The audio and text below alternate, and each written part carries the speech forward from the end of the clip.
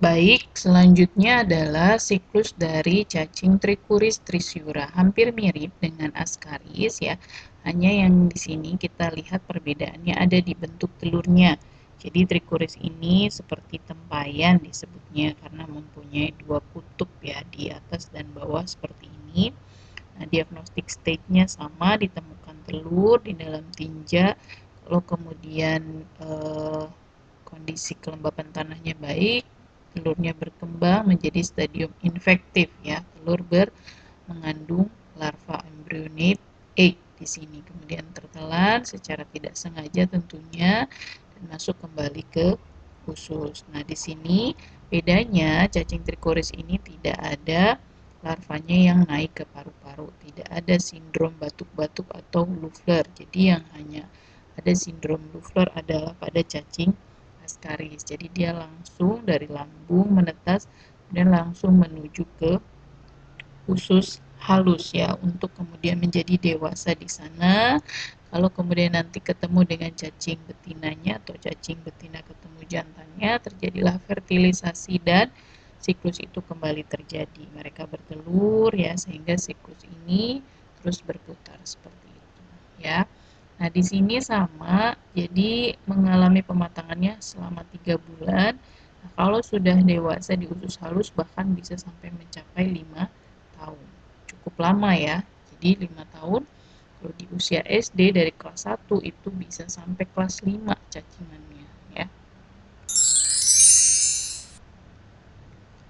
Nah, yang ketiga di sini adalah siklus cacing tambang ya. Jadi di sini siklus cacing tambang ini perbedaannya adalah dengan dua cacing sebelumnya. Cacing tambang ini telurnya ketika jatuh ke tanah dia bisa menetas menjadi larva. Nah, telurnya bisa menetas menjadi larva langsung ya dan kemudian menembus kulit di sini. Nah, jadi filariform larva penetrate skin sehingga kemudian larva ini bisa langsung masuk ya melalui saluran pencernaan dan menuju usus halus juga ya. Nah, di sini bedanya, di sini ada bahwa cacing tambang ini bisa menghisap darah ya, bisa suck blood sehingga nanti salah satunya bisa menyebabkan anemia.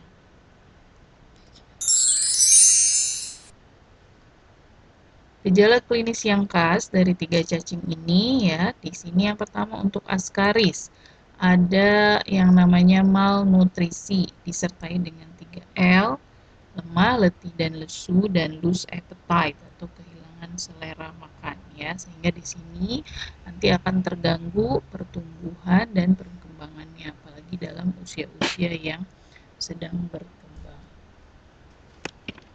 Kemudian yang kedua, cacing Trichuris atau biasa kita sebut dengan cacing cambuk.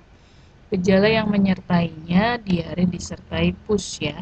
Nah, yang ketiga ini cacing tambang tadi yang bisa menghisap darah. Kenapa? Karena dia punya gigi-gigi ya di mulutnya ini yang cukup tajam, fungsinya menghisap darah selain nutrisi sehingga terjadilah anemia. Selain hipoprotein terjadi juga anemia pada gejala klinis cacing tambang. Nah, untuk diagnosis dan pengobatan,